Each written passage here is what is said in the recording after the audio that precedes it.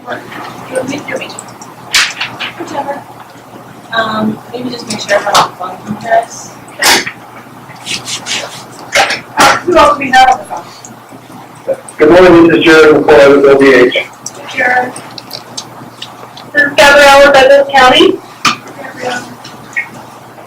Grant, Douglas County. I heard Grant. Nicole, Douglas County. I Nicole. Whitney, Denver. Eric Bidwell sitting in for Andrew Bunn from Untitled Chapter. Lori from Phillips County.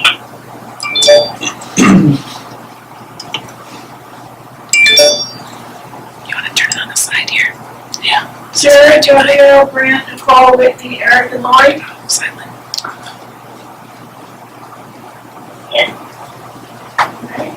And in the room, this is Donna Rooney with Otero County. Eric Johnson, CDHS. Russ Burrow, Pueblo County. Kelly Morrison, Boulder County. John Gillies, Latimer County. Mindy Kemp, CDHS, Division of Aging. Karen Kimball, CDHS, Adult Protection. Jessica Williamson, Arapahoe County. Carol Johnson, Adams. Jeanette Warden Ordell, CDHS, the Administrative Review Division. Terry Maria Thomas, Boulder County. Bill Buchanan, Senior Advisor on Aging in the Governor's Office. Melissa Emery, Rocky Mountain Human Services. Danielle Dunaway, CDHS, the Employment and Benefits Division. Sharon Ashcraft, Jefferson County. Emily Hanson, CDHS. Sir? They want you to introduce yourself. David Owen, family advocate. Maureen Welch, I'm a volunteer activist. I have a son who is 10. I haven't opened him up yet, but he's on the CES waiver. Colin Watson, Division Director of the Benefits and Services at HIPAA. Joshua Blank.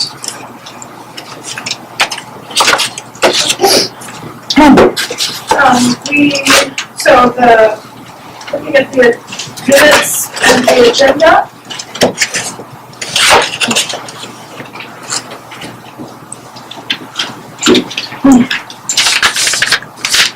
We're going to add at the end of our agenda some time for public comments. Any other additions or changes to the minutes or the agenda? Did someone on the phone just join? No, actually, no, this is Jared with OBH. Okay. And I have a request, if I could go just a little bit earlier in the agenda, as I have another meeting to attend this afternoon. And Cheryl Snell just joined as well.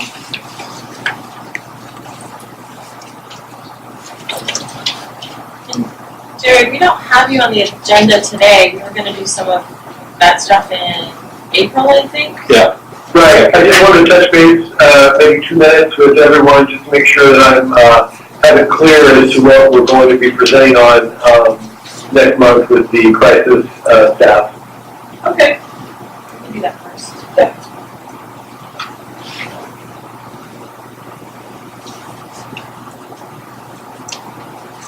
And then we sent the draft minutes out with a notice. Did anyone have any suggested edits or revisions to the draft minutes? Okay.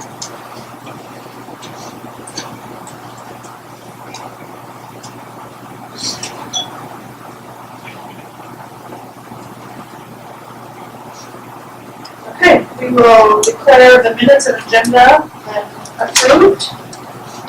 Reviewing the structure.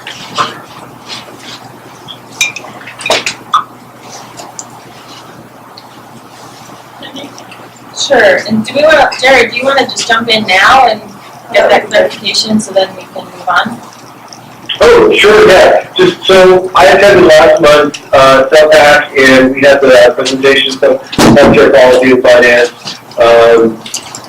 And a lot of the questions, and I have this accurate, please let me know if I don't, but my takeaway from that was there are a lot of questions, concerns regarding how the provision of crisis services and really the variability of the provision of crisis services in different regions across the state.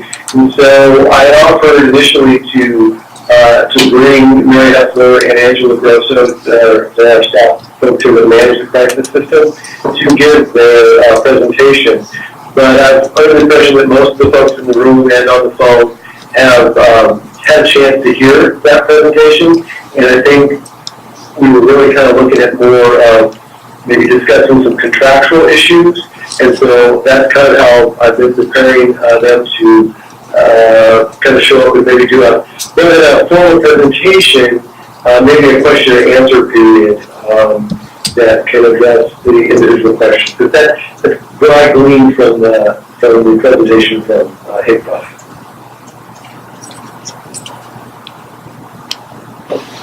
Thoughts from those on the phone or in the room? Is Nan still on? I don't think Nan's on. I don't think Nan's on either. I think she had some thoughts. Jared, we at Colin also, we just had our Aging and Adult Subcommittee for CHSDA, and there was that sort of that list of questions that went out earlier, and then we added just a couple more things. And so what I was prepared to do is send this out to both Jared and Colin on tomorrow morning when I got back to the office. And then I don't know that we'll get to all of this, but certainly the crisis is a part of it. And by region, there was also on the some questions specifically about those that have co-occurring dementia and mental illness, and sort of how that fits in, or how the services are provided, can be provided, maybe the same or different. Oh, no, specific to crisis response, like mobile crisis like civilization, or just more global term in terms of the center's responsibility to treat that population? My gut would say both. Alright. That's helpful. What other expectations can we accept? There were just some clarifications on as we, let's see. So maybe some conversation again, both from the HICPA and the CDHS side about how we deal with conflict of interest with the folks who are sitting on as board members of organizations or entities who receive HICPA and CDHS money to provide mental health services, for what that looks like. Okay. And then how the public notices of funding that's available, RFP process, the community mental health centers apply for funding, or other organizations apply for funding, and how that's available to other other providers in that. And I'll compile all of this on a list and get it sent out to you, but those are the additions in addition to the list that we sent out earlier. Oh, that's fine. I just wanted to make just a real quick touch base, make sure that we can meet the expectations and get what you're expecting in terms of next month's meeting. So, does that format of a question and answer period, does that work for you, or would you rather something a little more formalized? And I may put them together based on the question, okay? What's your preference? I feel like what happened last time was the presentation was great, but people wanted more time for question and answers, so that this might be perfect. So That was my feeling as well. So, yeah, this is Colin with HICPA. We had also approached it the same way. We had a meeting a couple weeks ago to, I think, kind of debrief after that, and what we had thought.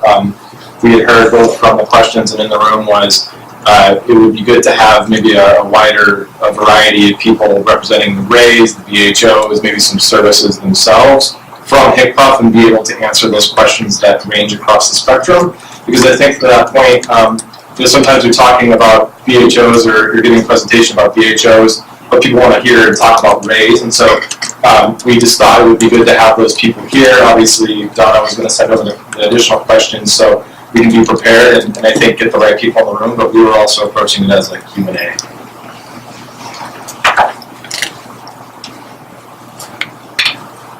Okay. All right. Thank you, Jared. Appreciate it.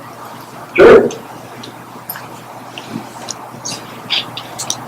Great. Great, so this is Mindy again. So jumping to the next item, the SubPAC structure, we just put a few minutes on here to check in with everyone since it's our third meeting.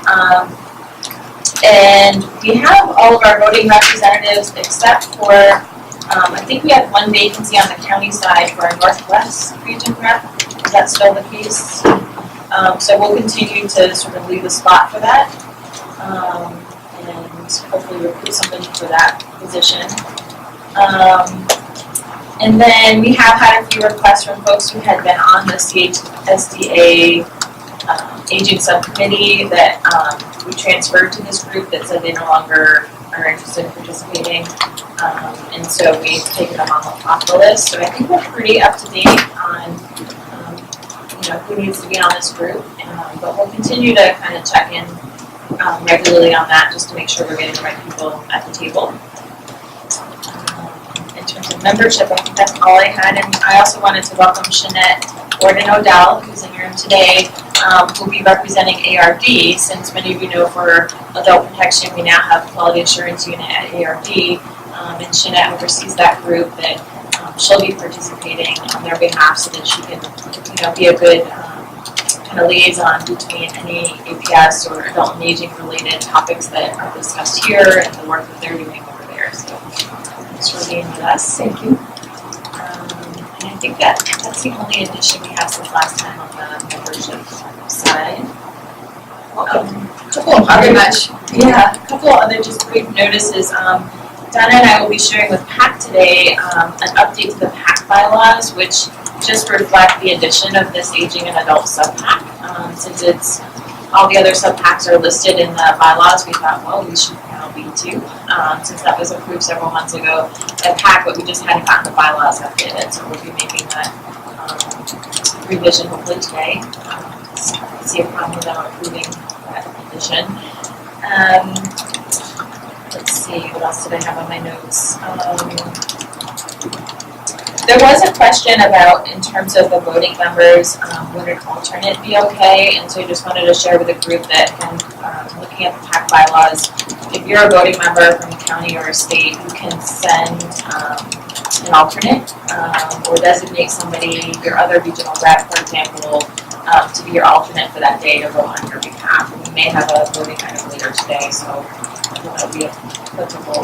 Matt had asked about that because he wasn't sure if he's going to be able to be on the call. So just we're all on the same page. And then, as you'll see, our lovely mission, vision, and values are on the agenda. And so we had promised to continue to check in on those, so just wanted to open it up. Has anyone discovered anything on this that you feel like you already want to change or add, or are we okay to stick with this for a little while?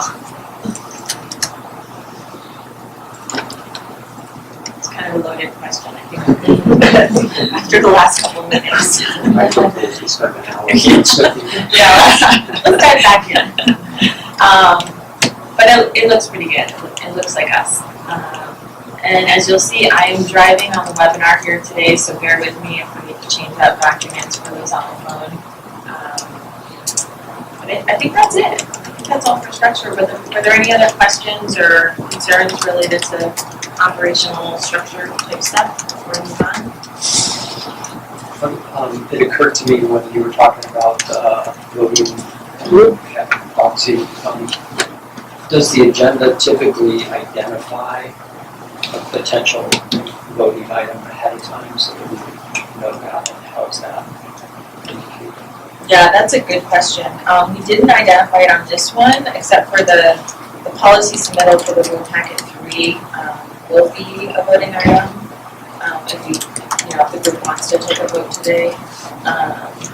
So we can make a better vote of that going forward.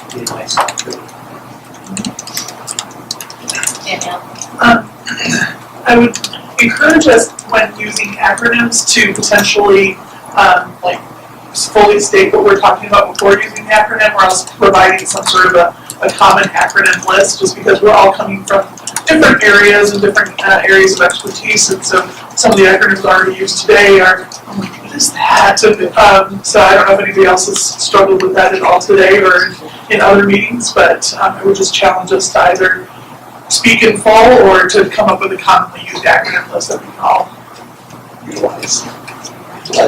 Bless you.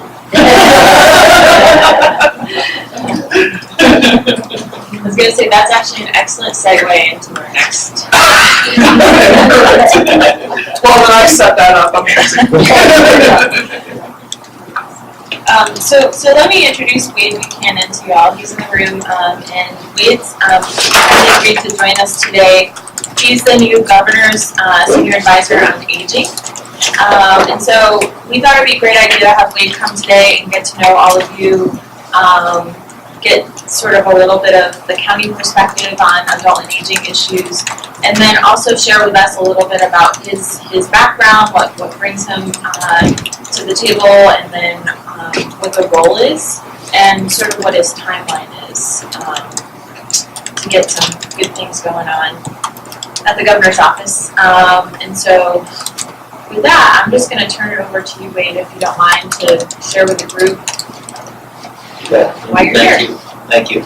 Well, thanks for this opportunity. I'm excited to meet you all and to talk about this issue and to hear your thoughts and kind of see a little bit how this PAC process works. PAC being the Policy Advisory Committee. I got my acronym radar on. My name's Wade Buchanan, and I am the first senior advisor on aging. Let's hope there's more in the, not right away. There's hopefully this is a sign of things to come in terms of the importance of the issue and raising the issue up, at least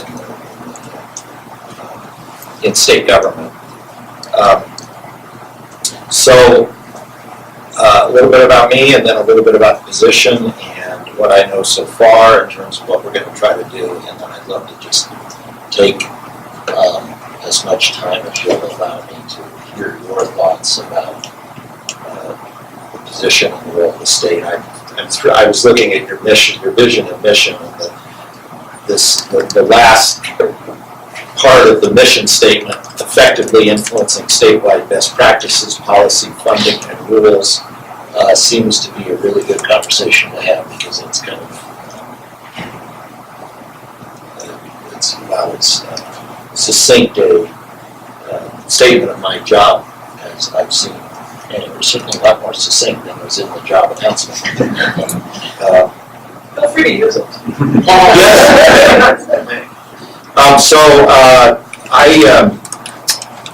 I've been on the job about 6 weeks, and before that I was the president of an organization called the Bell Policy Center. I was there for about 15 years and took a little time off before coming here. And before that I held a number of positions in the administration of former Governor Roy Romer. I am a policy generalist. I am not an expert in any one area, which I think is the right job description for a position like this. As we look at aging issues writ large, it's everything from Medicaid and long-term supports and services to housing design, curb cuts, and everything in between. Federal policy, local policy, state policy, budgeting issues, a variety of things. And what I bring to the table, I hope, is not only an understanding of the issues and an appreciation of the issues, but hopefully more importantly, an understanding of how policy works, how state government works, and how to maybe build alliances and bridges between silos, which we all know we end up working in. And so that's what I hope I'm bringing to the table. I met Mindy and I both have served on the SAPCA. I will keep looking at it. What's your name again? Danielle. Danielle, so it's the Danielle role. SAPCA is the Strategic Action Planning Group on Aging, which was created by legislation in 2015, appointed by the governor, and its charge is to come up with an action plan for aging issues for the state. And we've done our first draft plan, which was released November of 2016, and many of you, I assume, have seen it. 9 recommendations, 8 goals with a variety of kind of sub-goals. And the group is around for 4 or 5 more years in statute, has 2 updates of that plan due. The first recommendation of that plan was to create my position, so yay.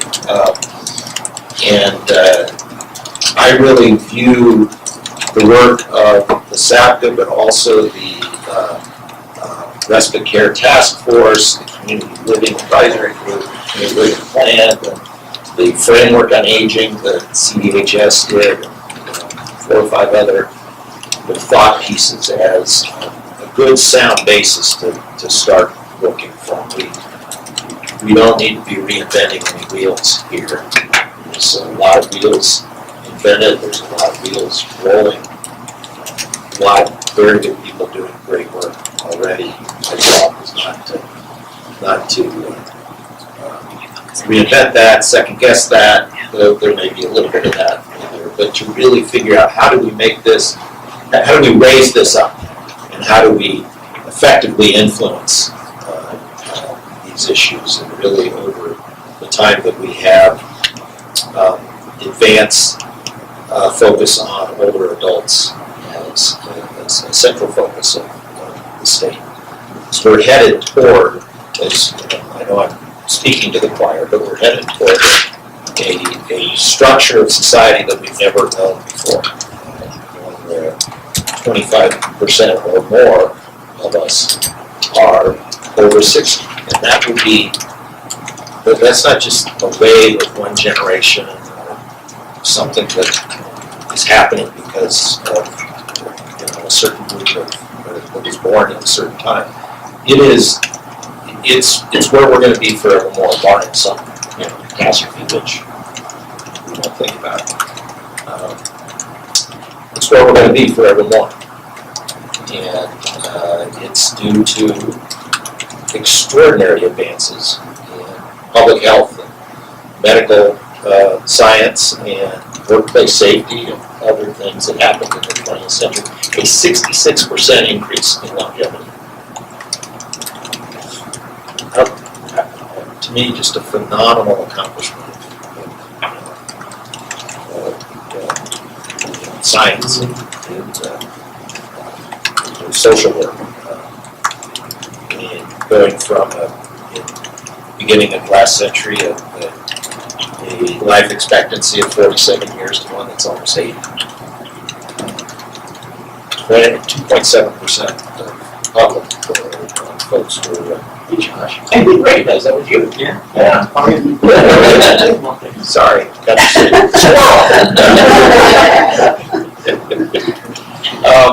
Where was I? 2%. 2.7% of our population was over 65 in 1900. 2.7%. So it's just a different structure, a different society we're going to be living in. And how do we prepare for that? And this is good news. We often go to, and you guys around the table often work on the downside of this.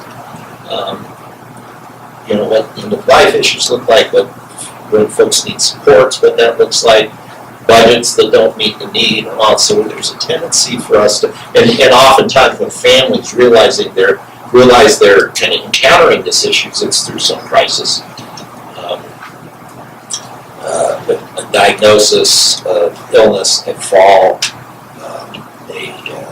mom's getting to the point where we need to figure out how to take her car keys away.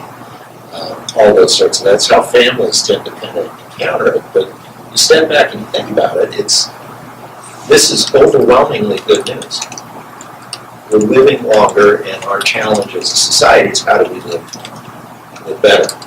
And that's how I view the context of my job and my interaction with you guys. And what I'm excited about in this conversation that is just starting today, because there are a number of you that I'm going to want to spend more time with and get out to different parts of the state. I'm looking at Donna. Come on out. Yeah, there are, it's a diverse state geographically, it's a diverse state in terms of the needs of this population.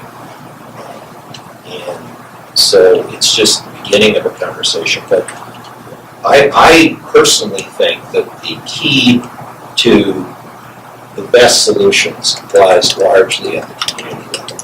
What we do to make sure that people who are in community can stay in community as long as possible. And you know as well or better than I what all the diversity of issues that implicates. But really, it's a community that is age-friendly, is a community that works for everybody. So thinking of it from that asset base instead of an deficit base, I think is important. The last thing I will say, and then I'll shut up and ask for your guidance for what I should be thinking about. I should say two things.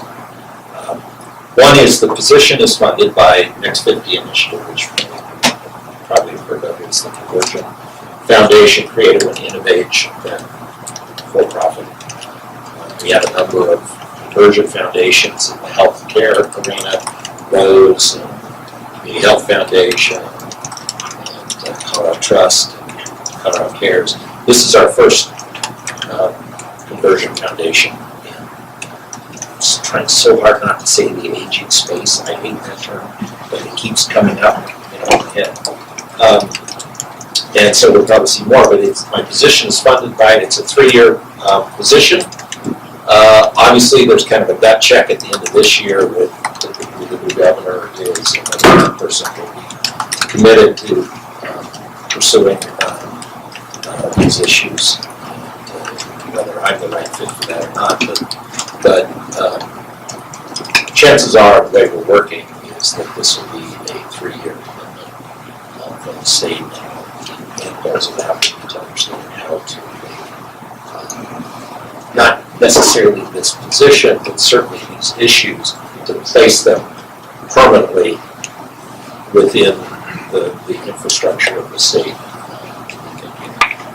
more holistically about them. As I go around and talk to folks and think about what's on the plate, I really can kind of come back around continually to 4 issues of many issues, but thinking about where are the leverage points, where can we have long-term impact, where can we, they say the best time to plant a tree is 20 years ago. Second best time to plant a tree is now. The idea of planting a tree for long-term comes back around to kind of 4 areas for me. One is our families prepared. Our families prepared in terms of retirement savings, are they prepared in terms of caregiving challenges, are they prepared in terms of understanding the transitions that life brings about, and how we prepare for those and think about those and support those. Our workplaces prepared? Are they ready and able to accommodate people staying in the workforce longer? Are they focused on kind of the mindsets that requires, the accommodations that requires? Is the workforce ready? Do we have the people that we need preparing the way we need them to prepare? Caregivers to do all the sorts of jobs that we're going to need more of. And are we paying the way we should for those positions? Just a slight issue. And then, perhaps most universal, our communities prepared. Do we have the housing stock? Do we have the transportation infrastructure? Do we have the community design? Do we have the supports in place so that people transition as they age with their community as opposed to have somebody broken that can be more catastrophic and more costly for all of us. So it's kind of where as I kind of focus in on where I think there are opportunities for us to work. And there are many other good things, and I don't mean to diminish them by not mentioning them here, but those are kind of the things that keep coming up and the themes that keep rising that make me think here's a place where if we do a good job now, the benefits will be significant. So with that, I always say I'll speak for about 5 minutes and I speak for 15. I think I only have 2 acronyms, Danielle. So with that, I am thrilled to hear whatever you want to ask or tell me or advise me of or caution me against or plead with me about, and this will not be our last conversation. I brought cards. As a matter of fact, I will hand out the cards now. Please feel free to just, when you're up in the middle of the night thinking about these issues, here's something that guy from the governor's office ought to know. Send me an email. So.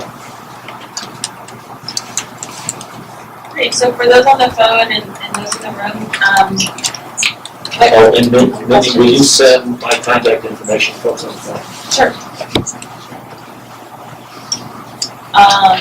What questions or what, we only have a few minutes, maybe like 10 more minutes to kind of have an open dialogue, but just, what are some things that you think we should be thinking about or top priorities? I think one of the things that we've talked about in aging and adult groups is the success that we've had this is in the services side, so in the child welfare system, we have had some really good success with the new preventive services and funding and sort of opportunities that we're able to offer folks to get them before they enter the system. And one of the things that we talked about is that it might be beneficial on the adult side as well. So we do we have the single entry points and we have the HCDS programs for once folks have already reached nursing home level of care. We have the adult protective services once folks have already been referred for abuse and neglect or have been abused or neglected.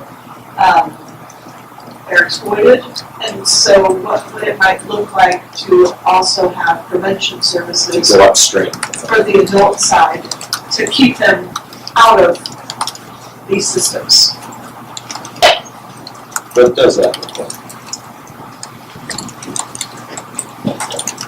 Well, I mean, as far as just very narrowly, and I haven't had a lot of discussions about it, but just very narrowly, communities have service dollars that are available once somebody enters the system, but those service dollars are not available to folks necessarily who have not already entered the system. And so, whether that looks like, more broad, programmatic education, I don't know, that kind of stuff, or whether it looks like more somebody maybe just comes to you with a concern and it doesn't rise to a legal definition, but they could use some supports. What kinds of supports could be developed to be able to support that without deeming them an adult protective client or getting them into the HCDS system or something. I think one thing that we hear from our partners in housing authorities and our housing programs is that more and more people are aging in place in subsidized housing and are not incapacitated adults, are not able to access these kinds of programs, but they have a ton of needs to age in place. And so the housing programs are saying, this is potentially dangerous in our public housing. So gee, how do we transition them out into, assisted living, when that's not really the answer. The answer is how do we support them to stay there and make them more safe and access supports that aren't available until you hit kind of crisis mode.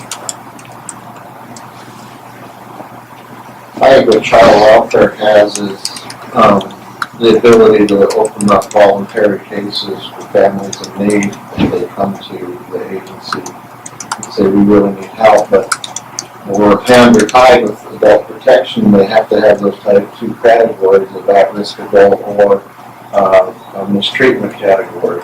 But there's a lot of aging adults and even the IDD population that need services, but we can't touch them in APS because they don't fall in those 2 categories. But if they agree to services in a voluntary sense, then we can assess to see what's available to them. And that might open the door to help housing out as well. This is great check on that.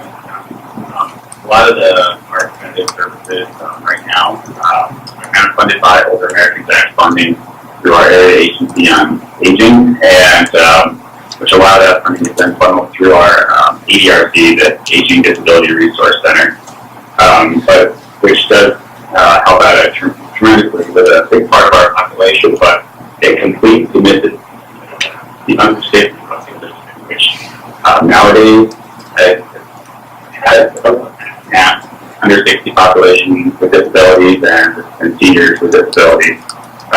So we don't really have the preventive funding for that under 60 population, which is tremendously helpful with that over 60, but it's severely lacking with the under 60 population. You were a little muddled there. I didn't catch who you were, and I caught some of what you said. Could you say who you are again? Sure, sorry. This is Contact Mountain. Grant Jackson. Oh, Grant Jackson. Basic County. Great.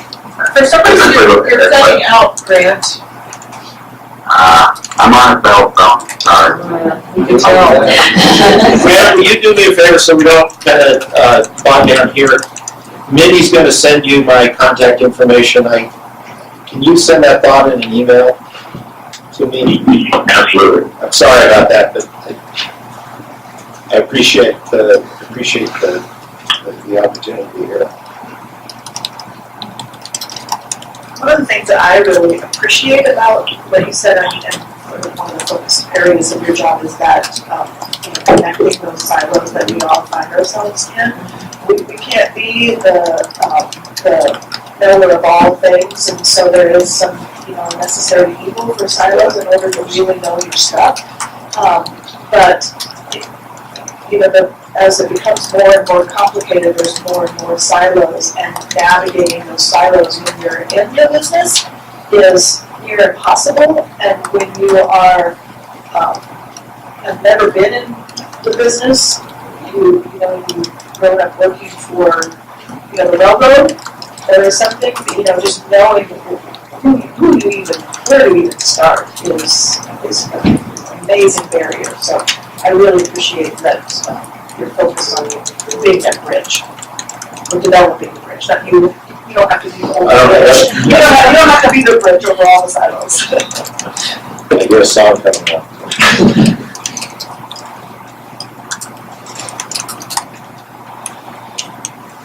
Well, listen, thank you so much for this opportunity.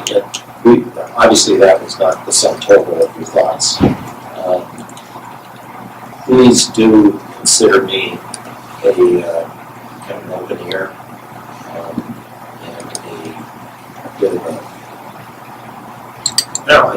I'm wanting to learn. I'm wanting to understand all these connections. I'm wanting to be as effective in this role as possible in terms of lifting up the issue of thinking about how we really meet these challenges as constructively as possible. You folks know the issues better than I do. You certainly know the local context and connections and realities far better than I do. So please don't be shy, and please take my calls and read my emails when I reach out. And I would say, as you work through those 9, sort of objectives through that plan. We've had individuals come and present to this group about those different types of things, and one of our questions is always, and how can we, as this group that's comprised of folks statewide, how can we be helpful in moving that forward? So as you're working through that or working through the committees, I think don't hesitate to reach out to this group. I appreciate that. I won't hesitate. Great, thank you. And seat back the rest of my time, which is zero.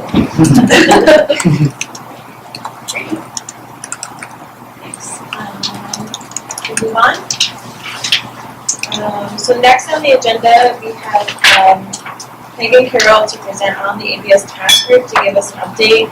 And also, you should have received the rule packet 3, that's what we're calling it, for your review. And so we thought we'd walk through that and see if this group was willing to vote. It was voted on at the task group meeting last month.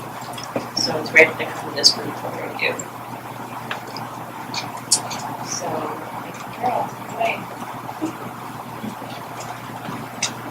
Sorry.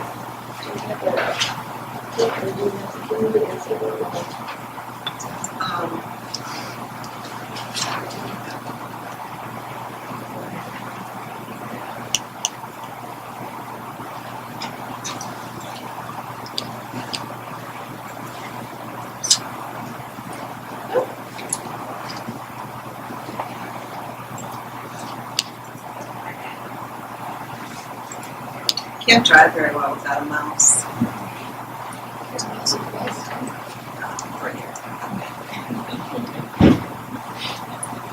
I got there eventually.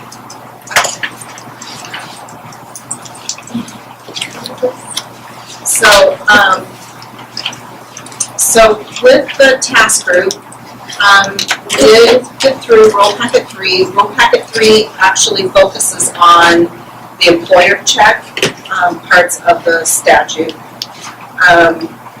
And so there's minor changes to the definitions. We've added the definition of direct care, employer, and employee. And then there is a change to the confidentiality rules that's really just adding another exception, which is the sharing of that information with the employer from the CAPS check. So that is in there. And then the biggest piece for you, and these are this is the rule that goes in for sharing the CAPS check information with the employers. This rule, you can't see it's highlighted in gray, but 10 is in Rule Packet 2. And is actually highlighted in gray if you were to look at this document on your actual computer. The big piece, though, is the CAPS check requirement for you, and how the counties will do that. And so that is here, which essentially is giving you two options. One is to have your supervisor do the search in CAPS, and then when they do the CAPS access request, they'll just check a box that says, I did the CAPS check on this person. And then the second method is to go through the CAPS check unit and pay the fee and do your CAPS check that way. That was so that those counties that wanted to just be able to have a supervisor do it like it's done in child welfare could do that, and then counties that would prefer to have that process being handled by their HR staff would have that option as well. Are there any thoughts about that? Do you know what the cost is? We have not set the cost yet. The cap that we're proposing in the rules right now is $35, so that would be the max. That would give us flexibility to adjust that fee if we needed to, if there was some like really weird anomaly. In the fiscal note, for this bill is all of our assumptions that take into account projected number of people that will appeal and the projected number of those that will actually go through the administrative law judge rather than using and settling with the Camden's unit. And so with that fiscal note projection, the anticipated cost was $16.50. But we won't know until this all happens. If things double and we have twice as many people that go through the ALJ and the courts, that will significantly increase those legal fees. And so that's why we wanted to have the cap to be high enough that we wouldn't have to go back to state board and risk not being able to adequately fund the program. There is another statute that the state is obligated to meet, and that, I don't know the citation offhand. Do you know it offhand, Eric? I'm gonna say 2475. There you go. So. That was pretty impressive. That was very close.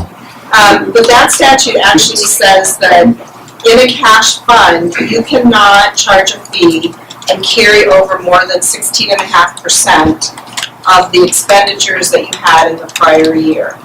And so that statute keeps us from just going ahead and charging that $35 cap and then carrying over hundreds and thousands and millions of dollars from year to year and just charging exorbitant fees.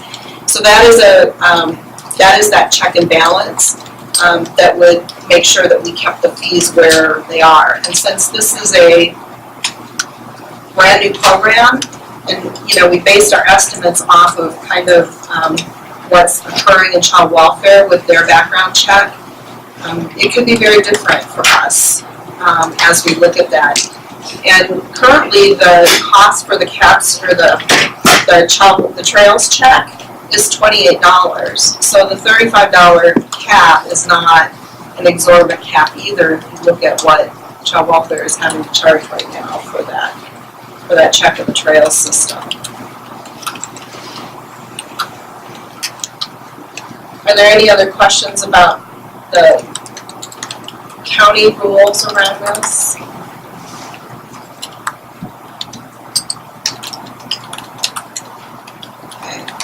Then the other rules is really this whole new section of the employer caps checks, and hopefully you guys were able to take a look at this so that you don't necessarily have to go through this line by line.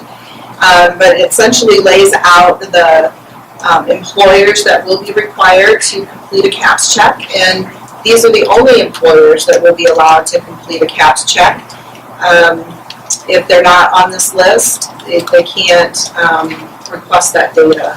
So that prevents people that don't have authority to have that information to give that information. The plan is for the information to remain confidential. So we'll share some very basic information with that employer.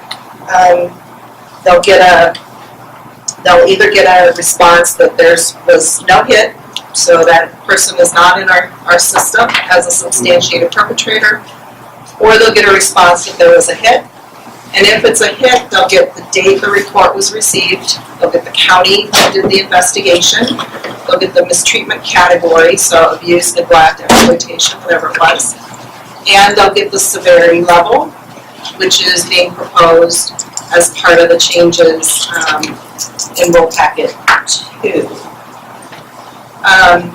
And so that's kind of saying if it's a substantiated allegation, what was the severity level based on kind of the impact to that client, something that child welfare has been doing.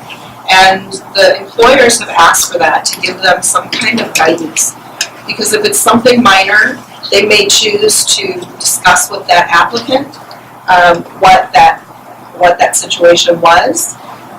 But maybe if it's moderate or severe, they're just not even going to consider that person. So anything that they get in that memo is confidential. The employer can only share it with the staff that are directly involved with hiring someone. We will have all of the employers that will be using this register with us so that we can confirm through CDPHE, through the State Unit on Aging for the AAAs, through HICPA for their PASAs, and through other agencies that we may have to work with to make sure that they are a licensed facility under these statutes, and we can get that information. They can tell us if they have someone else that will be doing that check for them. So for example, hospitals use temp agencies when they need to have someone come in and fill in. And so they would say, this temp agency will be doing background checks on behalf of our, and then the temp agency would do that CAPS check, allowing for them to place that person in any hospital that they might be needed, or any healthcare facility that they might be needed. We are going to be building an online request so that it will be instantaneous, no filling out paper forms, putting it in the postal service, waiting for that. So we're cutting out all the manual process that's currently being done on the trails check side of things. So we'll be able to get that request immediately, do the check, and then email back a response to the employer. And the check's not automated, just the request is automated. Just the request is automated, the check will be manual, because with us, we aren't always able to get like a unique identifying number for a perpetrator. For like a DORA check, for somebody that's a licensed professional, they have that license number, and so it's very easy to very simply put in that license number and get a response and get that exact person. And we don't have the ability to do that. And our confidentiality statute doesn't allow us to, for example, give a response back that, well, we have 5 John Smiths, here's information on these 5 John Smiths, you figure out which one it is, right? So we can't do that. So it will be a manual check. We have in the rules that we have up to 10 days to complete that check. That's in the statute. We hope that our checks will be done in significantly less time. Our hope is that we can do it within same day or next day kind of thing, but there's no guarantees until we know exactly what we're going to be facing as far as the numbers of checks that come in. Folks will be asked to pay their fee online as they complete that form. There'll be a payment. There'll be a payment request for their payment information at that time. There is the option to do all this by paper for those people that want to do this by paper and send in a check. But we think the vast majority of people will use the online because it'll just be easier and quicker. What else is key that I missed?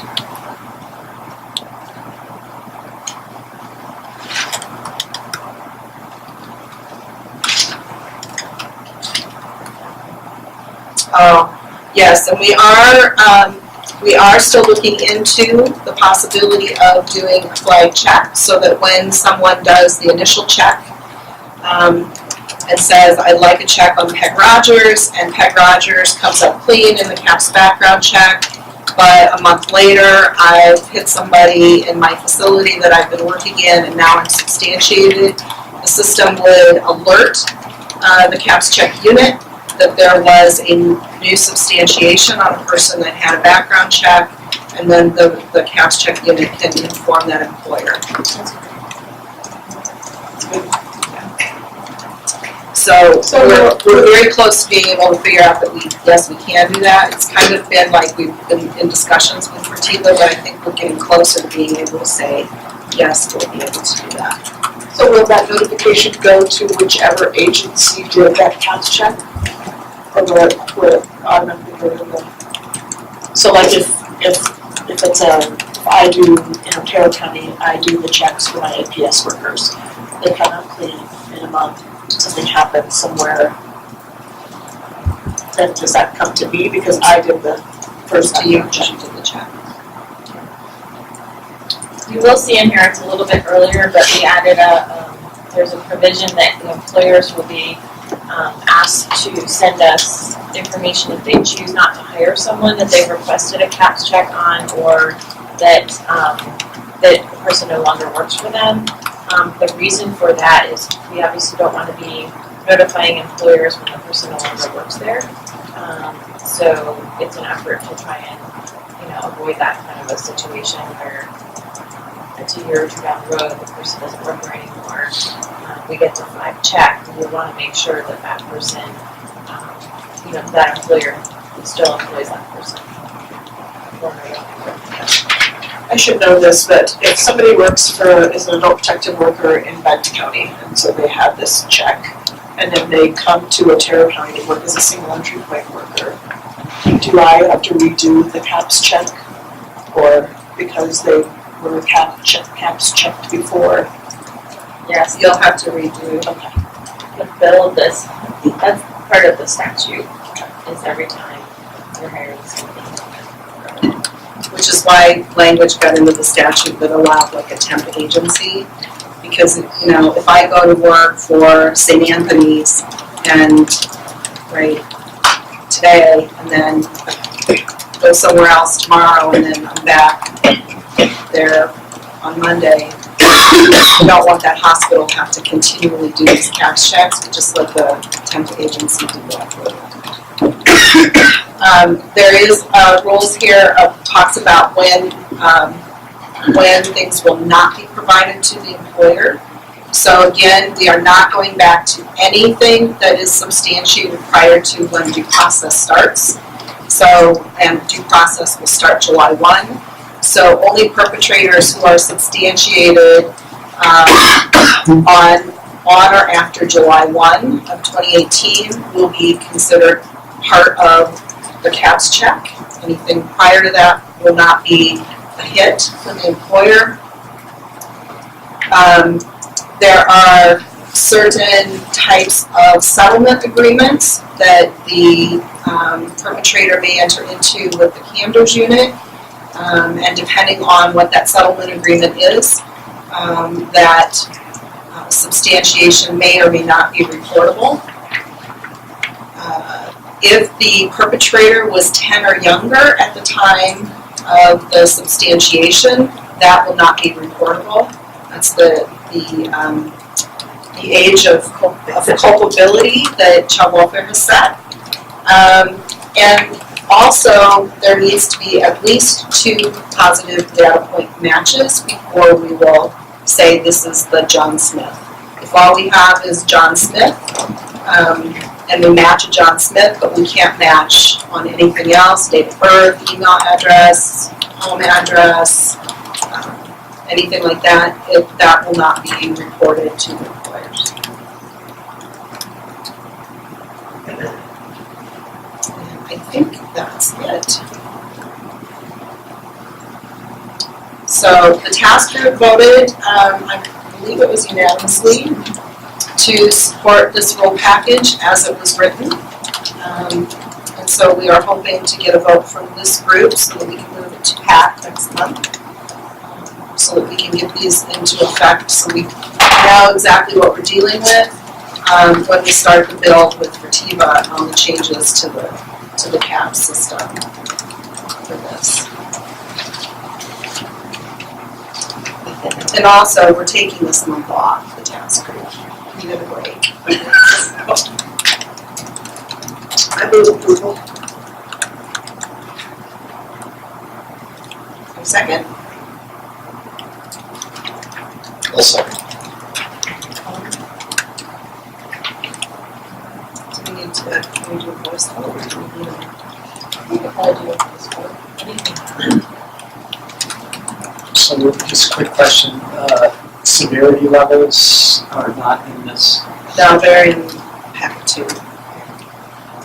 And just to clarify for everyone on the issue of severity levels, those are in Bill Packet 2, which went to the state board in February, and they approved on first reading, and then we're taking it April 6th back to the state board for second and final reading. And so right now, the severity levels have not been approved in rule. but it's pending the April. So if for some reason the severity levels don't get approved in that whole packet, we would obviously take out anything. Any other questions? Because I know this is a lot of information, and as many times as I've read the bill that passed last year, I still find new nuggets of information. So there's a lot of this comes directly from that. So the language specifically comes from that. The requirements are the state board must adopt rules to set a maximum fee, things like that. A lot of this, basically comes directly from the direction from the statute. The rationale behind doing this start date for the background check relative to folks' due process rights for appeal. And I know there's been a fair amount of conversation about sort of the worry of not including that because you've got folks in the database who have been substantiated, but it's prior to the cutoff. So if somebody does a background check on one of those folks, is there some kind of fine print in the notification that goes out to the employer? Because otherwise, somebody, we're basically sending a message that says, this person is clear, they're not substantiated in our system, when in fact they are. So it just seems like there's a little bit of a ethical dilemma there that I don't know how we address that. Well, part of that is all APS staff have to be retrained by 2/3 of July 1. They're all going through the investigations training. So some of those substantiations, we can't go back and say that they were valid substantiations. So that's why we have to do that July 1st one, because now we have all APS staff trained to the same level of expectation. Yeah, I understand that in terms of. And I know what you're saying, that we know We've got folks in there that that's a are clear substantiated. substantiation, but So perhaps that's a theme that's on the letter that goes out, or documentation that says as of July 1st. Like a full disclosure, right? Yeah. Because of that, it seems like. Yeah, we can do that kind of thing. Moderate sized font. As of July 1, they go Yeah. forward. Yeah. So, Like a distillery. but that also is in the statute, that nothing prior to when due process starts would be included in it. I think that would be important information to have on the verification, that we're not verifying that ever, we're only verifying that since this is what happened. And, sorry, I was just gonna say along those lines, I think, once the rules pass, we'll have to do some work on our end, because there are a lot of those sort of technical kind of caveats, and we'll have some attestation check boxes when people submit the request of, I'm attesting that I have written, approval from the person that's applying for this job, and a lot of that kind of stuff. And so maybe that's something that we can work with the APS task group, or get some volunteers to kind of help us with, to make sure we're covering all those nuances. So that's what I was going to say, is we have to draft all of these things. We've got the notice to the perpetrator drafted, but there's also then the hit and the miss letters that go to the employers, and what does that look like, and what information is included in there, and what's going to be on the form, and that kind of stuff. And the plan is to do it like we do rules, is that my staff will be doing the draft of it, and then we'll take it to the task group and kind of go through those things and fine tune that with the task group. We did not do that with the PERP notification letter with the due process, because we're essentially just mirroring the due process letter that goes out with child welfare. Because that's been a legally tested and legally sound process, so we didn't want to mess with that. And just change child to adult, that's needed throughout, right? So any other questions on this?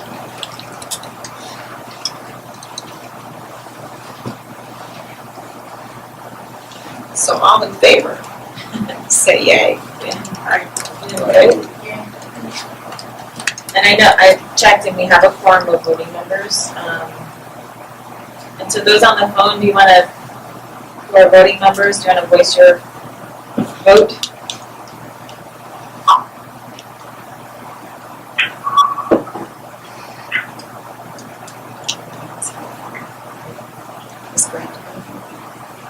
Brad? Greg, are you still on the phone? He's trying to talk.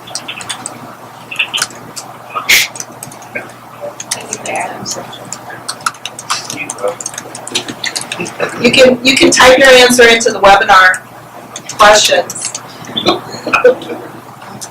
We'll record it that way.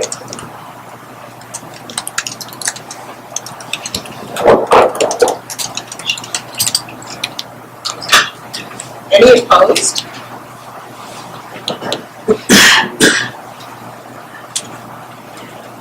Any abstaining?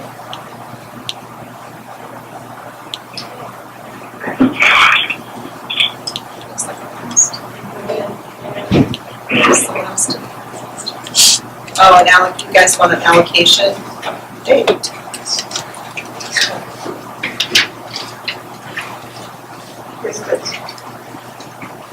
So, I went to the financial SubPAC this morning. Last month,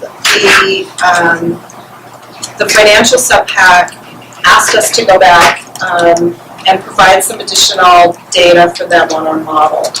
So essentially what the APS allocation task group voted on was to keep the same demographic and workload splits as we have for this current year, so 50-50 for the 10 large, 55-45 for the balance of state. Keep a vertical settlement, and keep the 5% floor in place. The one change that the group had recommended was that we realign the actual demographic census data that we use. Now that we've had another year of income data collected in CAPS, we have a better sense of our folks. And so for this current year, it's based on the US Census data for adults over 55 who are at 300% or less of poverty in income. And with the new data, we were able to look at that and make a change to that. So now we will be looking at adults 65 and older at 300% or less of poverty, and adults under age 65 at 200% of poverty level or less. That helps take into account the higher population of younger adults that we're seeing. We've had a slight increase in the number of adults with IBD that we have been serving since that mandatory reporting bill went into effect. And generally, that group tends to have an SSI income, and so that's why the difference between 300% of poverty for the over 65 and the 200% of poverty under.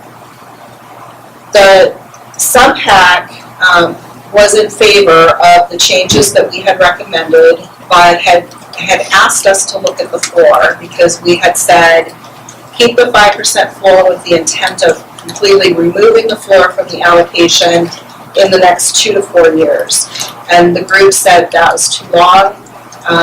The financial SubPAC has been asking the allocation task groups to start moving away from having any floor so that counties are getting their actual true allocation. And so yesterday we met briefly and kind of modified that we will recommend keeping the 5% floor for this coming year, fiscal year 19, with the intent of removing the floor altogether for the fiscal year 20 allocation. And so that's what we presented at the SubPAC this morning, and that was passed unanimously. So our next step is to create a one-page fact sheet that kind of outlines what we talked about, how we came to this decision, essentially how we looked at the correlations between demographics and workloads in the various counties, defining our data set, and we've already provided the financial SubPAC several different data sets that compared, like last year's data that we used for this year's allocation and what that allocation would have been using the same data with the new demographics in the formula. And then what would it look like with the new proposed formula with a 5% floor and a 15% floor and then no floor, so that county directors can start seeing how their funding is going to shift, so that they can start preparing for that 2020 timeframe. So that will be included as part of the fact sheet. The plan then is for the financial SubPAC, Clint and Tracy Garcher from MESA are the co-chairs. They will present this at PAC in April. And this presentation will simply be presenting the allocation method, that fact sheet, the data, so that they can start reviewing it. It's not the actual PAC submittal for the PAC vote. It's really about, we're presenting this to you, so now you can take it back to your regions and you can let it percolate in your head, and then in May, come back and vote on that methodology. It also gives the PAC some time in April to ask if there's any other additional information or questions they have of the task group, so that we can come back and meet as a group to address any of their additional questions they might have. And so they've asked Hal and I to be there at the April and May PAC just to answer some questions if we need to. So that's what we're going to be doing. Hal will be drafting the fact sheet, and then we'll get that to Clint and Tracy. Any questions on the allocation formula?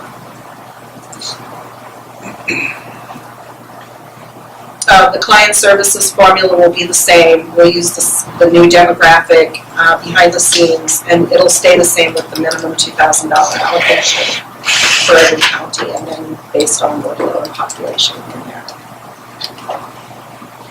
Is the fact sheet something we can share with this group as well? I don't see why not.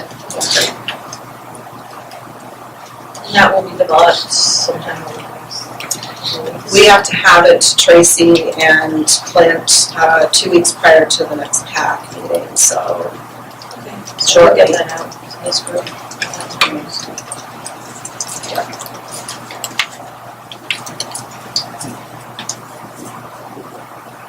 Pretty smooth. yeah, it was easy this year. It's not back yet. Great. Any other questions on the allocation before we move on? Doesn't look like it. So we're a little bit over schedule, but not too bad. So we put some time on the agenda to, I asked Jessica and John just to be prepared to share with the group some thoughts that they've had on the differential response model. As many of you know, that's an option in child welfare right now. And so Eric Johnson and I met with some county representatives, John and Jessica and others, about a month or so ago to kind of talk about what this might look like potentially for APS, what the thoughts are around it. It is, I would say, good timing to start having these discussions, especially with the cash check bill going through and that sort of thing. And so I'm just going to turn it over to Jessica and John to share with us their thoughts and what other counties are thinking and open a discussion. We can probably take until about 12:30, 12:45, and then making sure we leave that time for public comment at the end. Okay, so as Mindy was saying, we have, over a course of time, just been having some conversations in regards to differential response. Both Larimer and Arapahoe County were part of the differential response pilot back when it rolled out in child welfare in 2010. And so we've been practicing differential response in child welfare since then, and here in Arapahoe County, and I know it's not the same in all counties, but we have adult protection blended with our child protection.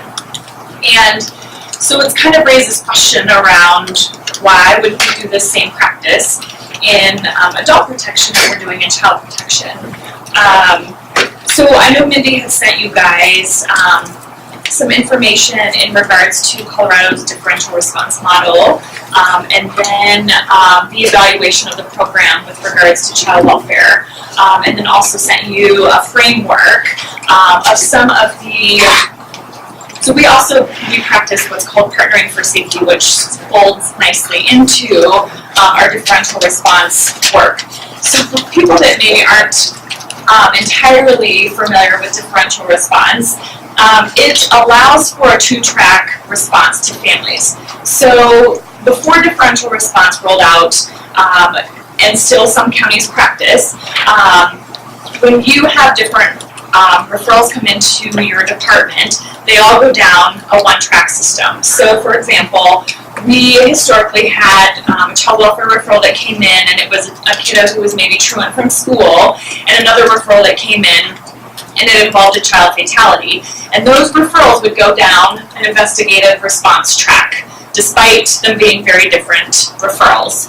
So with differential response, it actually allows for what's called a dual track, or an alternative response, that you still have this investigative response track, or what they call it in differential response is your high-risk assessment track, and it allows for you to have what's called a family assessment response track. So with your high-risk assessment track, it's similar to what's done in adult protection work right now, right? Where we do an investigation, we go out, we talk to folks, we have an alleged perpetrator, we have a victim or victims, and we make findings, and oftentimes we get law enforcement involved.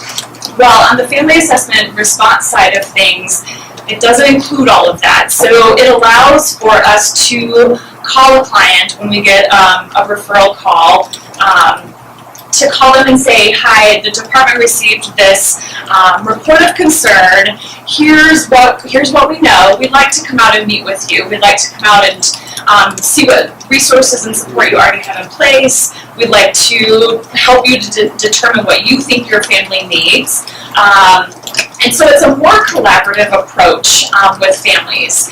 And I mean, it's not court involved. It really is about partnering with families. And really, what we know from research is that when we have the ability to really work with families on a more collaborative approach, they're more cooperative, they want to engage, because ultimately they want the help and the support that we potentially have to offer. So kind of been thinking about this over time. Like as I said, we, here in Rapid County, we blended adult protection into our child protection. And years ago, we actually had child protection and then we had youth services.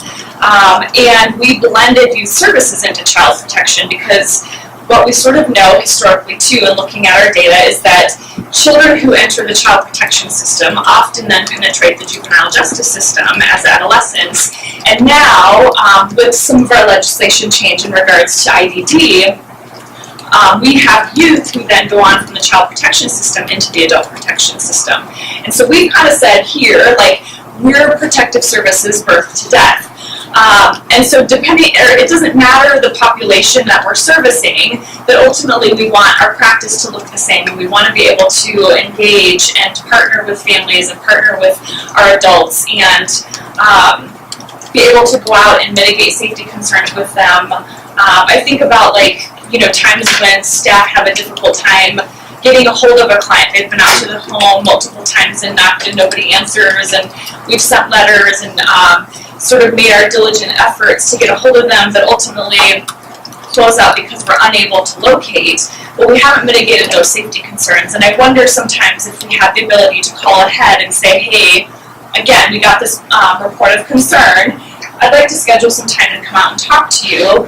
If we don't have more opportunity for participation and engagement, and in the end, get to mitigate those safety concerns for our adults.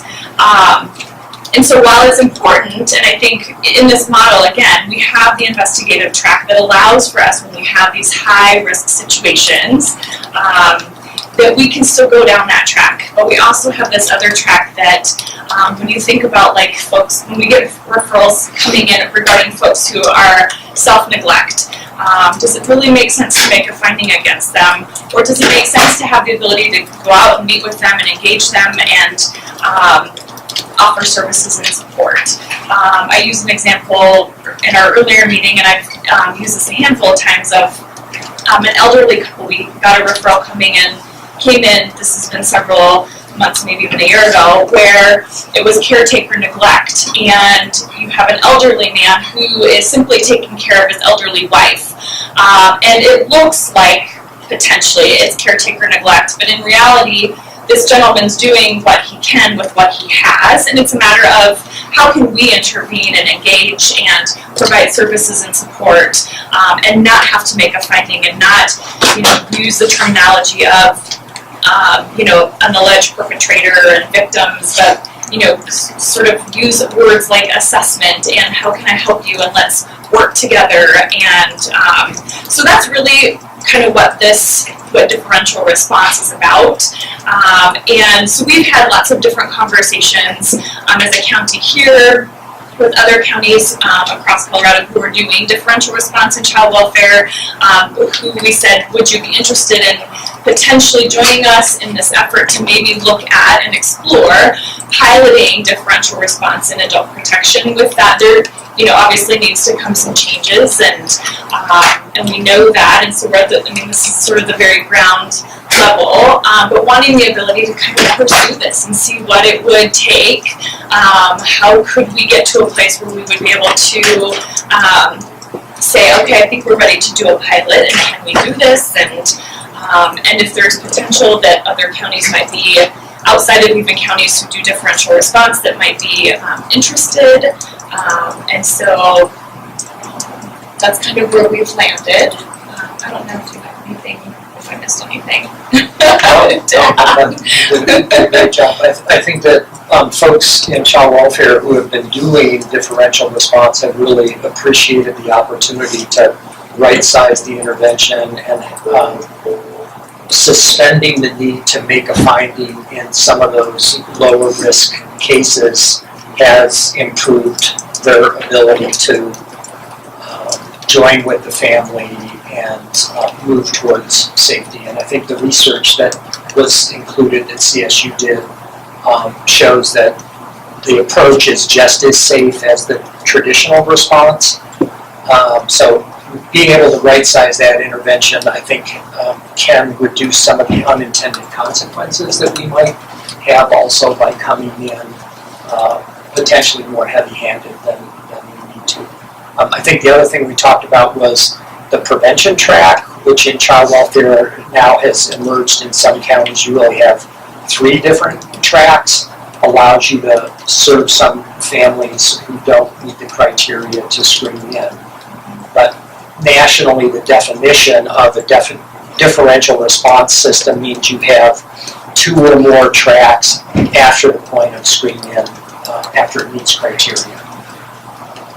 So we appreciate, Mindy, that initial meeting, and it seemed like the conversation was, we weren't sure that state staff had the bandwidth at this point in time to, needed to focus on rule packets, the possibility of forming another work group that did have the bandwidth and interest capacity at this point to start to lay the foundation of what would some of that look like, starting to brainstorm a track assignment guide, because that's where the rubber really meets the road.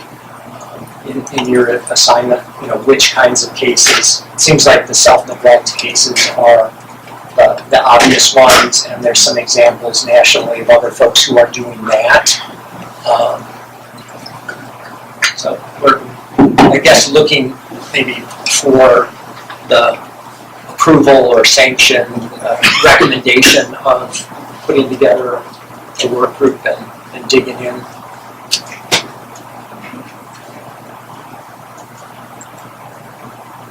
Questions?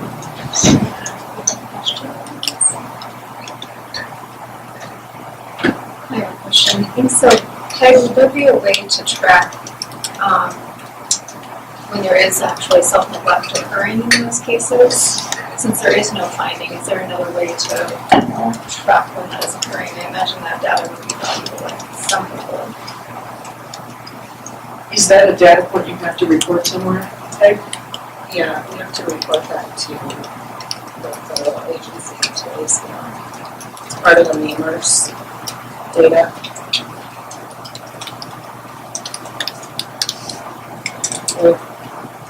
It would require, I think, some pretty substantial changes to accounts in order to implement something.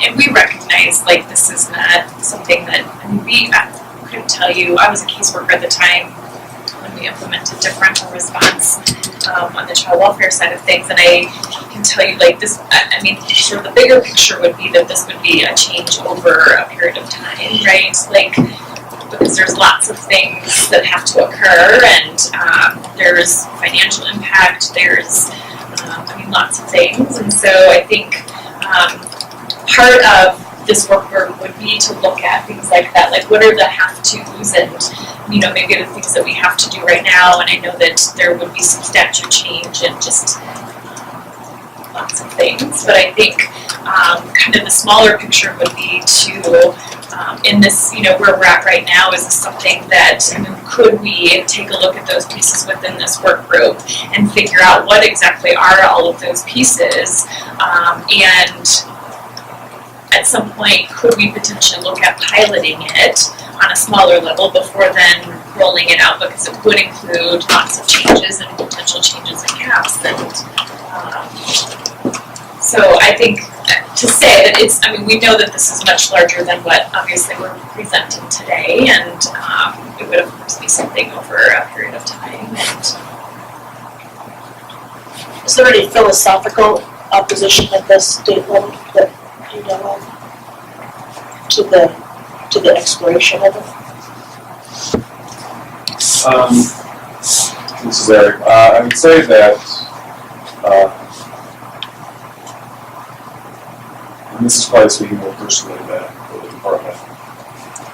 I was at the meeting that we had earlier, and I think that that there were some good examples offered of some hard rules that are constraining your practice in ways that may not be good. So, for example, the fact that you have to call them, I mean, the fact that you have to show up unannounced to talk to the client, I can understand why that's an issue.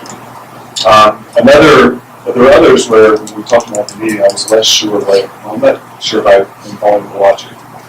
For example, one of them was, and we talked about this today, about the findings part of it, that it feels maybe heavy-handed that you have to come up with the findings in these cases. And what I thought at the time was, well, I mean, I understand the idea about the language, but it seems to me that if you were having to make a decision about getting involved with a family, with another adult, that at some point you need to be able to document a conclusion in the case files that says, this is why we're getting involved with this person. And while you might not want to say that, use the word finding with the client, you already have this infrastructure where you can document that work and say, this is why you're getting involved. Another example that was brought up was had to do with the investigations and having to ask all these questions to substantiate the finding. And I was also thinking there that that it seems, again, if you're trying to determine if there's a need for the county to be involved, you got to ask a bunch of questions to figure out if there really is risk there and what that looks like and so forth. And so it's unclear to me how under the differential response that would be different. And so I think that the department doesn't have a philosophical objection to starting a task group. I think that we have, as was mentioned, we definitely don't have bandwidth issue, the availability in calendar year 18 to talk about it. I think there's also, just in terms of like changing statute, that obviously we're having a gubernatorial election this year, and so there's going to be a new administration, and who wins, who knows what all bets are off. And so And so one of the reasons, not only the bandwidth issues, but one of the reasons we didn't really work a lot on this year is because from our administration standpoint, it would be a priority to work on something that really isn't implemented by another administration. And so I guess if the counties want to work on it, that's great, because we actually, I think the department works on county level, because that it seems like lots of counties are not supporting it, and that raises the question of why you oppose it. Is that helpful?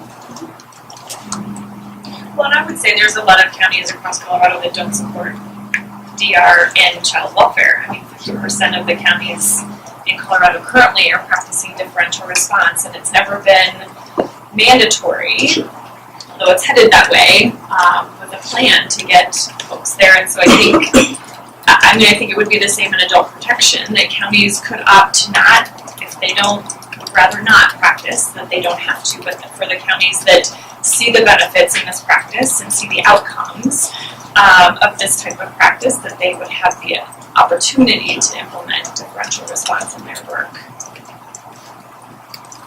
Do you have any that from the departments? No, I would just say, so just to underscore the 2 points that have been made is that we just don't have the capacity to be part of the task group, that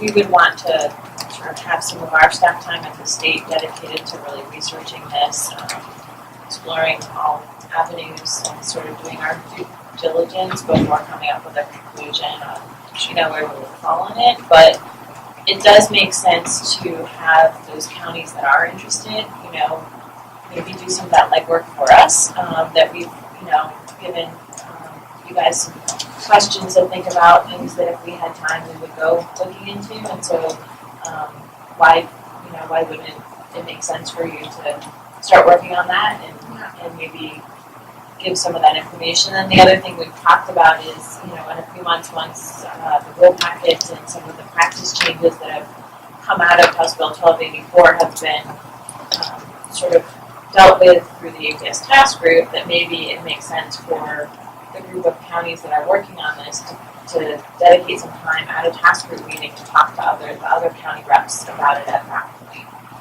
So that might be a logical next step. Again, to sort of get a sense of where are other counties in this and what is the level of support. So I think that there's definitely work that can be done without our engagement at this point in time, sort of as, to keep some of that momentum that we'll have going. Sure.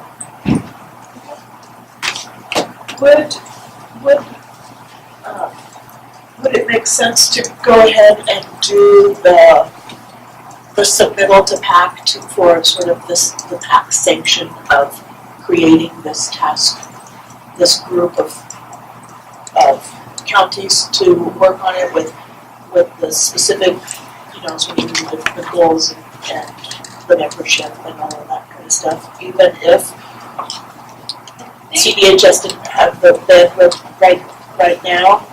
My thought is that maybe it could be a group of first CHSDA aging group, because it would just be county folks, right? Through the subcommittee? Yeah. And not go through the PAC process. Because if we were being tasked group of this subPAC, then I would assume we would need some state level representatives, which we just don't have capacity for.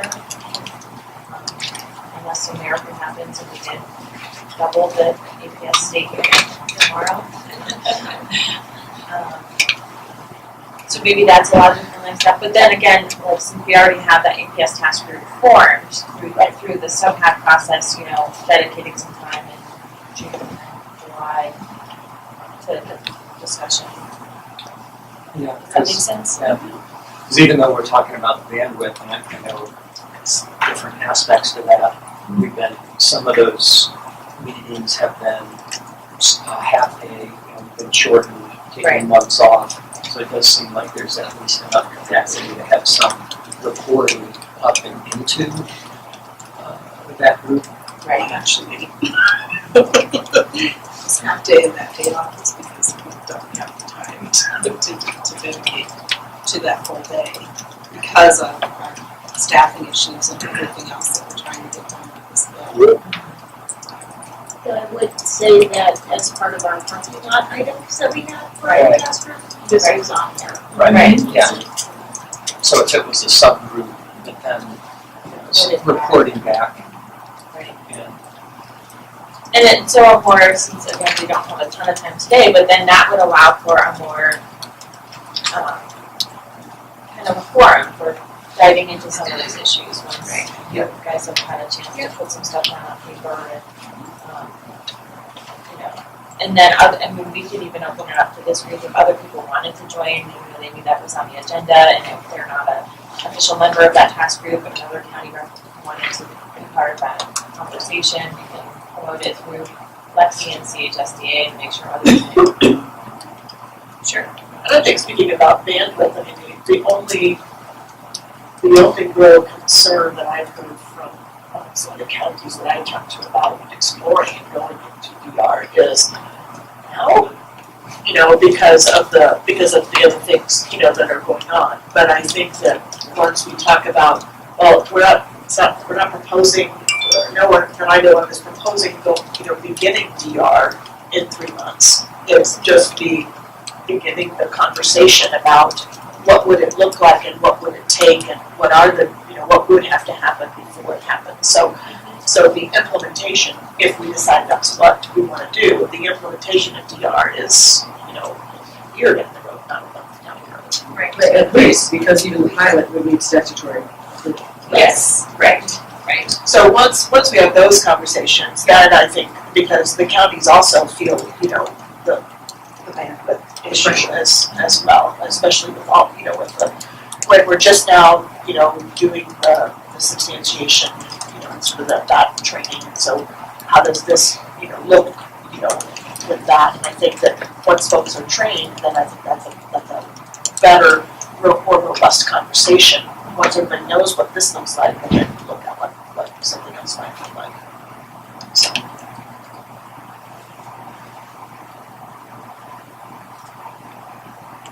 Anyone on the phone have thoughts or questions? I want to ignore you.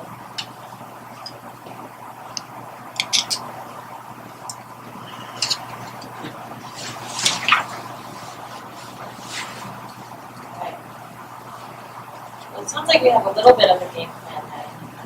Sure. And then we can talk more about which this task group agenda would make sense and that you guys are prepared to help and keep the ball rolling. That's great.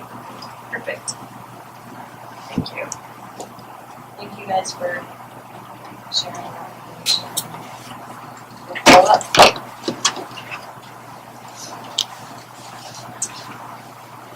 Donna, did you want to do the public comment now and then do future agenda items? Or you want to get future agenda items marked out? Because it doesn't look like we'll need that much time for it. Yeah, I think that's fine, and I think we can do the future agenda items real quick, because for April, we pretty much are behavioral health heavy. But I guess are there other topics that we,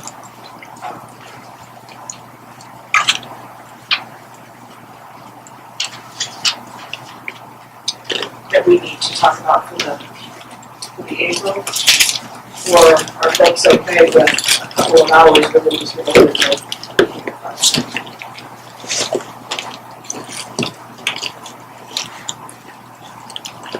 How much time do we have to have this out for last week? How much time do we have on the agenda for the behavioral health last week? About an hour? 45 minutes. So we definitely want more than that. Yeah. I don't know if they want 2 hours. That seems like a lot, but.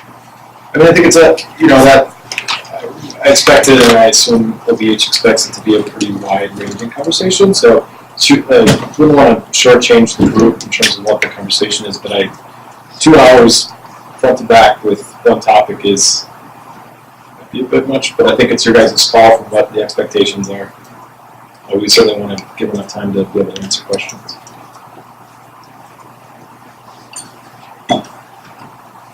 So Grant sent out, I think it was Grant, the conflict-free case management legislation. Is there any reason we need to talk about that next month? Or did I Put that on for next one. just to just sort of an update of see where it's at and The draft bill for on the steps. for the summer. One of the reasons, well, the reason why I had to excuse myself a short while ago was I presented down at the Economic Security SubPAC related to some potential rule changes we're looking at for aid to the needy and disabled program. And so I don't know if this group is interested in hearing about those changes as well. So maybe if I could have 15 minutes on the agenda for next month, that would be great.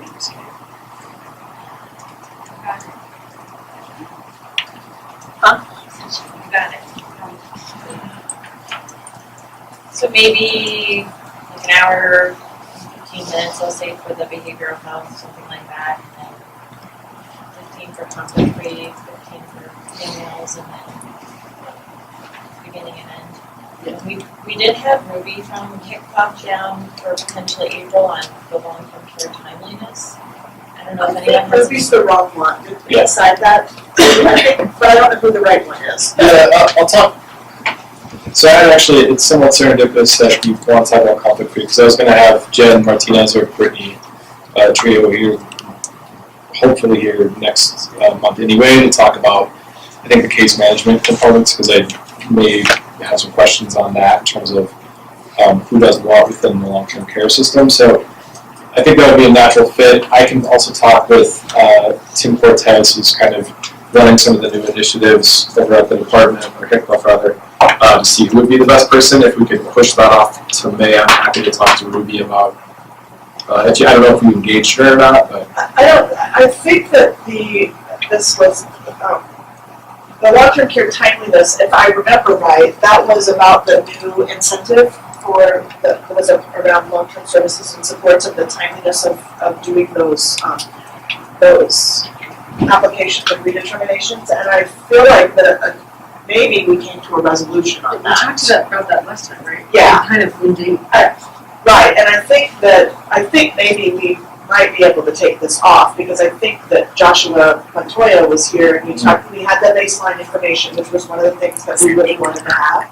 And then we also have seen right now who might and might not be eligible for the incentives, and then also have talked about what kinds of changes are coming up for the next year's incentives and how that might look differently. So I feel like maybe, unless there's others who if I'm missing something, I feel like maybe the timeliness would work good for now.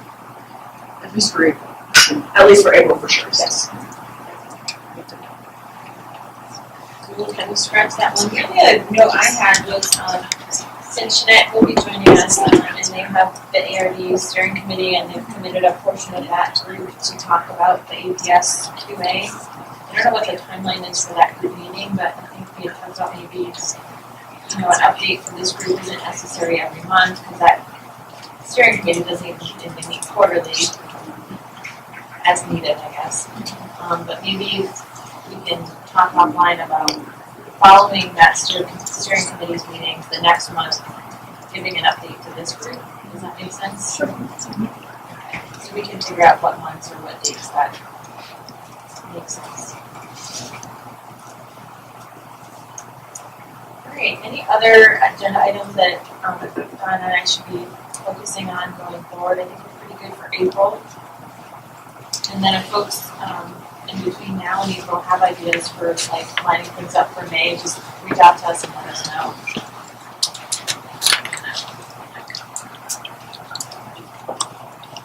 So we do actually have 10 minutes left for public comment. So I'll ask Maureen is here, and I'm not sure who else has joined us. My name's Tawny Couch, and I'm a parent of a person who's IBD. Great. So we'll ask you, we'll have about 10 minutes left, so I think all three of you are going to give us public comment? No, I'm not going to comment. I never even knew this body existed, and was interested in seeing the way things work. So Maureen, looks like it's just you, so feel free to kind of pull up a chair or. I think I'll stand. I didn't sit too much this morning. So this is my son, James Welch, and I live in Arapahoe County. Sounds like you're from Arapahoe County too. And he's 10 years old and he's on a CES waiver. And why am I here? Probably don't have a lot of public members show up. I started out in this world on the conflict-free case management task force. I was one of the only parents who was free of all money ties. I'm a volunteer. I get not a penny for being here. I have no job. Okay, I have no allegiances to a boss. I have 2 master's degrees, one in special ed and one in regular ed. Okay, and I'm extremely concerned about APS. Extremely concerned. First of all, there are some issues that I wanted to touch on first about transparency in this group. I plan on coming to as many public meetings as I can because I was raised by 2 people that encouraged me to be involved in government. And so one thing that would be really helpful for transparency on this group would be to have some little table tents so that we know who you are, because it's really hard, and I'm sure some of you don't know every single person that's here. But if you could put your name and who you represent, that would really help me when I'm trying to follow along the discussions. Also, there's no web page for this group, so there's no way to access past agendas or to see who is a member of this group. Nowhere on the internet was there a membership group of this group or the big PAC. Okay, so that's a real issue for me as a taxpayer because we have everyone here who's working for government, and yet I can't tell on the internet who is here. I run a website, and I also have a newsletter that goes out, and I've been covering the APS thing very carefully. I get a lot of parents who call me because I guarantee them confidentiality. There's a lot of fear in the community, a lot of fear, because people are having their children kidnapped. APS shows up at the door, they have allegations that they won't share with the family member or with the person with the IDD. Okay, that's an issue. That's an issue. And the fact that you're using the word perpetrator is really offensive to me as a family member because these are substantiated people. They are not perpetrators. That's something you hear on the crime shows. So I think we really need to be careful about our language. Also, I don't want to go too much over my 10 minutes. I'm going to make sure I cut to the most important points. I've got to know Peg and Mindy and also Eric because we have now gone to the state board. And it's interesting to me that today there was no discussion about all the concern from the community. You were talking about the concern. Is there concern in the county? Is there concern where you're coming from? There's extreme concern from the very users, families that are here today in Maine. Why are people afraid to be here? There are people that are afraid you're going to show up at their door and take their loved one away. That's why. And I'd really like to get your cards if possible so I'd have a way to get hold of you and send you some more information so I don't have a lot of time. But I showed up at the December 1 state board meeting. And I was the only person there that said, we are scared in the community. And Director Bika and Mr. Irwin from TRE said, okay, let's delay, let's have some stakeholder meetings. So we had 1 stakeholder meeting. We came back with more concerns. I had more conversations with state board members, and they said, this is concerning. In fact, we're going to stop all the rules. So I don't know if you knew this, but the rulemaking process was stopped because of community concern. So the fact that this wasn't brought up today is very concerning to me. Not only that, yesterday at the JBC, it wasn't shared that this actual funding for this program was pulled out of the budget. Why? Because people have been contacting their legislators. Leadership is concerned. I don't even know if this CAP system is going to move forward. It was pulled out of the budget. That's very rare at the JBC. Very rare. I'm also a registered lobbyist. I was involved with the Alliance in creating Senate Bill 1638 to create more transparency. And it's really it sets a tone when I walk into a meeting and I ask for hard copies and I'm asked to cite statute. That's just not very user-friendly. I think that we need to maybe not just do the minimum, but try to embrace the very reason you're all here today is because of people and families like me. Okay, you wouldn't have jobs, you wouldn't have this meeting if there weren't IDD, people at risk, and other populations too, but I'm one of the populations that this covers. And the fact that you won't give me documents for this just sets that tone of us versus you, and I want it to be about us. We should be working together. I love the fact that there's some alternative models that you're looking at. But if you don't invite us to the table, this meeting is very hard to find. I asked where their webpage is, and Mindy told me that by state law they don't have to provide a webpage. That's another example of trying to be secretive. And if we want to set a tone of being embracing of families like we've been talking about, put it out there. Be transparent. Let people know about this meeting. Put your names on there, your contact information. That's what Senate Bill 38 was about. How can we as taxpayers directly send information to all of you so that when you come here you can actually represent families like mine? I don't think that's too much to ask. I'm going to give you a couple of examples and then I'll wrap it up because I don't want to hold you over. I have one family that's in the hospital right now. They went to the hospital, and their loved one was interviewed by APS. And now the mother is limited to a few hours a day to visit that person. She has no idea what the charges are. She has no idea what information has been collected. The individual with IDD can't get it. Why? Because it's locked up by court order. Can you see how the secrecy and the rumors and the lack of feeling like the government is there for us, but rather they're like the KGB? Okay? No one knows when an investigation is open. Okay, I read all the rules, I know them backwards and forwards. No one has to notify you when an investigation opens. The only time they have to notify you is when a substantiation has been made. So everyone in the community is thinking, I'm being investigated because I could be. See the fear that's out there? We need to revisit the rules. We need to press the pause button like the JVC did yesterday. We need to look at the rules. We need to make sure that there is due process. There is no due process. Preponderance of evidence, as we saw, some of the discussions down under the dome, is not a way to measure whether something happened or not. It may have happened, it may not have happened. We need to start looking at real hard facts and not using this as retribution. My byline when I'm speaking to people down at the JVC is that Adult Protective Services right now is not investigating, they're using it as a tool of retribution. The other thing I'm telling people is preponderance of evidence is not something that's defined, that's not something that's measurable. Using the word perpetrator is absolutely offensive. And making sure that we include the very people that are being targeted in these discussions. Where is the safe place a family can come? Where's a safe place? Oh, well, you could call Reggie. Is that a safe choice if you're being under investigation? I don't think calling the director of the very agency that is over-investigating you is safe, okay? We have had people get attorneys, and when they get an attorney, things stop. Not everyone can afford an attorney. Why should I have to get an attorney because my loved one happens to have an IDD? We need to stop this. We need to look at what we're doing. We need due process. We need to protect families. I'm a registered CNA. I also have a certificate to be a special educator. I am a mandatory reporter.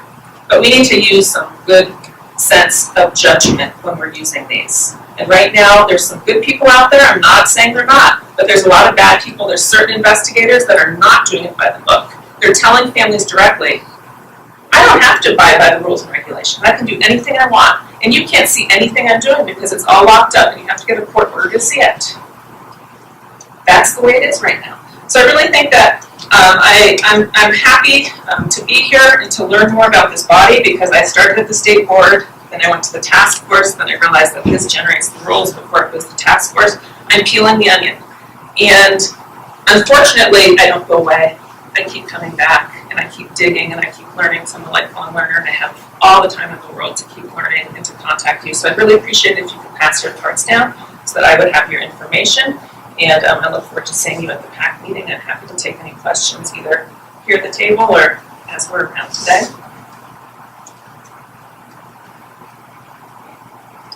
Does anyone have any questions? I tried to end early. I could have gone on for another 10 minutes. Really appreciate being here and bringing that parent voice. And you've heard us talking about that differential response model and right sizing, and really that's part of the intention is to make sure that the level of intervention is targeted to what the allegations are. So I appreciate you bringing that voice. Thank you. Yeah, unfortunately the rules don't reflect any of that right now. And I'm learning how to do rules, and I know about legislation, and I had meetings with leadership at the Senate about this very issue. People are concerned. They stopped the funding for this program. They stopped it. The state board stopped it. Leadership at the Senate stopped it.